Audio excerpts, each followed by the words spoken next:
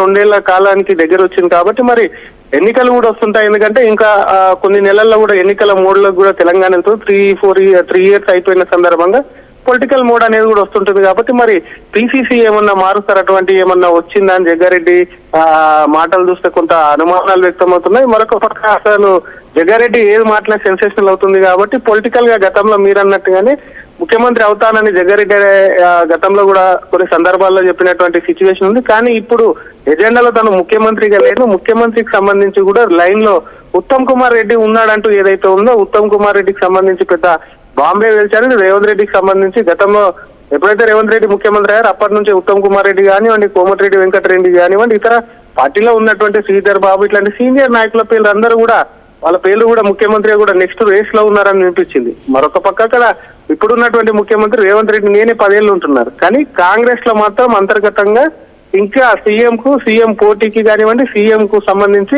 తమను పెట్టాలి అని చెప్పి హైకమాండ్ వద్ద ఇంకా వాళ్ళు అక్కడికి వెళ్ళి కూడా హైకమాండ్ వద్ద చర్చలు కానివ్వండి, వాళ్ళకి సంబంధించి కానీ పెద్ద ఎత్తున అక్కడ లాబింగ్ చేస్తున్నట్టు మాత్రం జగ్గారెడ్డి కొంత క్లియర్ గా అయితే చెప్పేటువంటి ప్రయత్నం చేశారు. ఎందుకంటే అటు ఉత్తమ్ కుమార్ రెడ్డి లైన్ లో ఉన్నాడంటే కర్ణాటక సీఎం ఏ విధంగా అయితే మార్పు జరిగిందో ఆ విధంగా అక్కడ సిద్ధరామయ్య చేసి డికే శివకుమార్ ను పెట్టారు. అదే అప్పుడు ఆ సమయంలో కూడా తెలంగాణలో కూడా తొందరలోనే ఉంటుందని చెప్పి కాంగ్రెస్ వర్గాల్లో కానివ్వండి సోషల్ మీడియా పెద్ద ఎత్తున ప్రచారం జరిగింది. అటువంటి విషయాలకు కూడా జగ్గారెడ్డి మాటలు కూడా కొంత దారితీసేటువంటి ఛాన్స్ ఉంటుంది. కానీ వాళ్ళు సీఎం కు వాళ్ళు కొట్లాడుతున్నారు కాబట్టి తనకు సంబంధించినటువంటి రాజకీయ అంశాల్లో మాత్రం డెఫినెట్ గా జగ్గారెడ్డి పొలిటికల్ గా ఎందుకంటే పొలిటికల్ లీడర్ సంబంధించి ఒకటి పదవులు ఉంటాయి, రెండోది ఏదైనా సరే పార్టీకి రాజీనామాలు చేయడం. మధ్య తెలంగాణలో సీఎం ని మారుస్తారని చెప్పేసి ఒక డిస్కషన్, అంటే అఫీషియల్ గా కాకపోయినప్పటికీ ఏదో కొంత డిస్కషన్ అయితే నడిచింది. ఈసారి ఇప్పుడు కాకపోతే నెక్స్ట్ బీసీ నాయకుడు ఉంటాడని ఒకసారి చర్చ నడిచింది. ఇప్పుడేమో ఉత్తమ్ పోటీలో ఉన్నారని చెప్పేసి జగ్గారెడ్డి అంటున్నారు. సో మొత్తానికి రేవంత్ సీటుకి చాలా రకాల గండం అయితే ఉంది. ఏదో ఒక రకం ఏది నిజం అవుతుంది వీటిలో అనేది తెలియకపోయినప్పటికీ గండం అయితే పొంచి ఉందా? ఎందుకంటే జూబ్లీ హిల్స్ ఉప ఎన్నికల తర్వాత లేదంటే ఇటు స్థానిక సంస్థల ఎన్నికల తర్వాత ఇక రేవంత్ స్ట్రాంగ్ అయిపోయారు, వరుస విజయాలు, ఇక తిరుగులేదని చెప్పేసి అనుకున్నారు. రేవంత్ ఏమో నెక్స్ట్ 10 ఏళ్ళు నేనే సీఎం అంటున్నారు. కానీ చూస్తే బయట డిస్కషన్ ఏమో వేరే రకంగా నడుస్తుంది. సో దీన్ని ఎలా అర్థం చేసుకోవాలి ఈ రెండు కోణాలని మనం?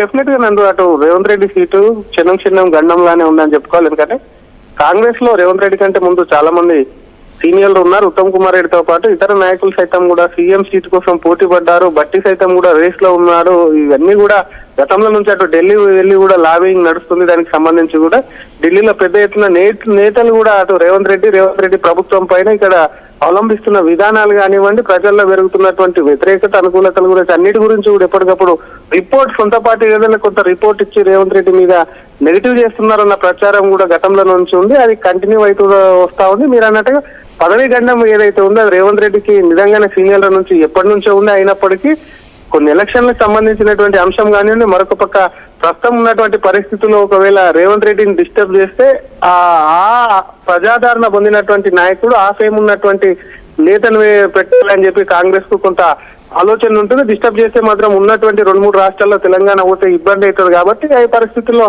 హైకమాండ్ సైతం కొంత రేవంత్ రెడ్డి తీరుపైననే కొంత నిఘా పెట్టి కూడా ఇటు కంటిన్యూ చేస్తుంది అనేది కూడా పార్టీలో చర్చ జరుగుతుంది. కేవలం ఉత్తమే కాదు మిగతా నేతలు సైతం బట్టి కానివ్వండి, మిగతా అటు కోమటిరెడ్డి వెంకటరెడ్డి కానీ శ్రీధర్ బాబు లాంటి నాయకులు సైతం కూడా అటు రేస్ లో ఉన్నట్టు సమాచారం. కానీ జగ్గారెడ్డి చెప్పినట్టు ఆయన సీటుకు సంబంధించి మాత్రం ఎన్నికలు ఎన్ని వచ్చినప్పటికీ కూడా పార్టీ పరంగా కూడా ఒకవైపు ఎవరిని సీఎం పెడితే బాగుంటుంది, ఎవరు ఏ టైంలో పెడితే బాగుంటుంది మాత్రం డిసిషన్ తీసుకునేది మాత్రం డెఫినెట్ గా హైకమాండ్. మరి హైకమాండ్ నుంచి జగ్గారెడ్డికి ఏమన్నా లీక్స్ ఉన్నాయా లేదంటే జగ్గారెడ్డి ఎవరితో, ఎందుకంటే ఆయన క్లియర్ గా చెప్పాడు తను ఏదైనా ఉంటే రాహుల్ గాంధీ నిన్న మాట్లాడినటువంటి దాంట్లో రాహుల్ గాంధీ వద్దకు వెళ్ళి రాహుల్ గాంధీ వచ్చి ఏదైనా కోపం ఉంటే అక్కడ మాట్లాడమని చెప్పారు.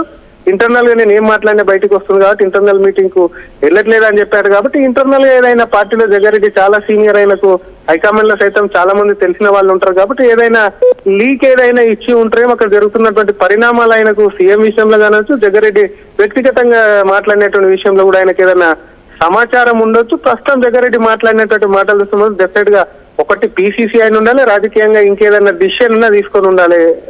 నందు రైట్. Thank you Sridhar. మొత్తం మీద రేవంత్ రెడ్డి ఏమో నెక్స్ట్ 10 ఏళ్ళు నేనే సీఎం అంటుంటే బయట జరుగుతున్న చర్చ ప్రకారం చూస్తే దినదిన గండంగా ఉంది ఆయన సీఎం సీటు. ఎందుకంటే మొన్న ఈ మధ్య ఇక సీఎంను మారుస్తారేమో అన్న చర్చ జరగడం, తీరా జూబ్లీహిల్స్ ఉప ఎన్నికలు, ఆ తర్వాత స్థానిక సంస్థలు, మున్సిపల్ ఎన్నికలు, వీటన్నిటి తర్వాత రేవంత్ వరుస విజయాలతో మొత్తం మీద మళ్ళీ గ్రిప్ సాధించుకున్నారు. అండ్ అదే టైంలో పార్టీ నుంచి చాలామంది సీనియర్ నాయకులు డైరెక్ట్గా అధిష్టానంతో టచ్లోకి వెళ్ళడం, రేవంత్ రెడ్డి మీద కంప్లైంట్ చేయడం కూడా మనం చూసాం. ఇప్పుడు అవి కూడా తగ్గిపోయాయి.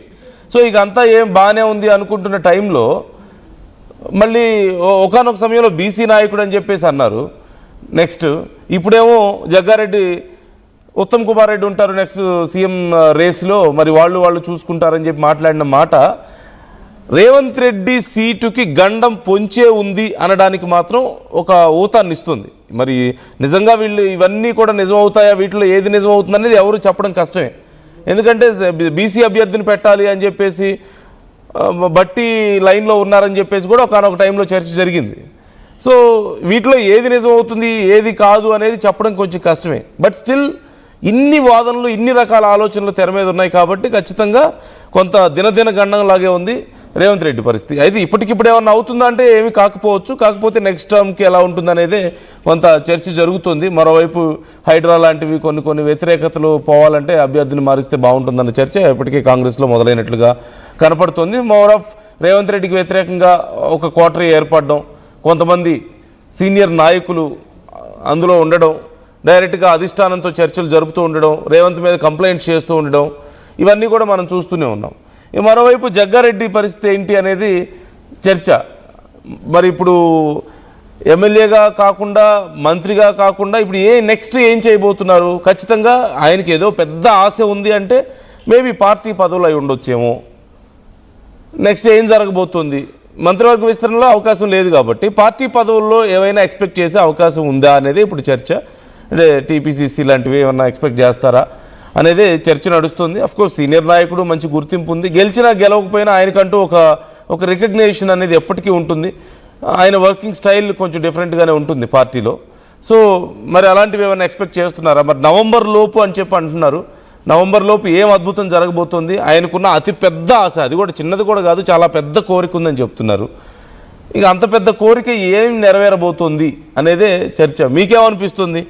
మరోవైపు ఉత్తమ్ ఇప్పటికే సీనియర్, జగ్గారెడ్డి చెప్పిన మాటల ప్రకారం చూస్తే ఉత్తమ్ 5 సార్లు ఎమ్మెల్యే గెలిచారు, లోక్సభ ఎంపీగా ఉన్నారు, రాష్ట్ర మంత్రిగా ఉన్నారు, టీపీసీసీ అధ్యక్షుడిగా ఉన్నాడు.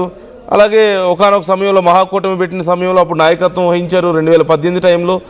ఇలా అన్ని స్థాయిల్లోనూ ఆయన పనిచేశారు కాబట్టి ఇక మిగిలిందల్లా సీఎంఏ కాబట్టి నెక్స్ట్ మరి ఆ టార్గెట్ ఏమన్నా రీచ్ అవ్వడానికి ట్రై చేస్తున్నారా?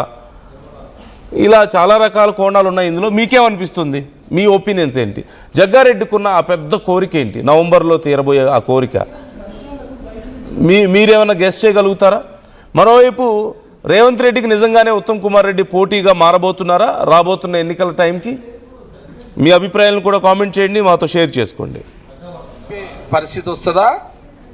బోనాల పండుగ జోర్దార్గా చేయాలని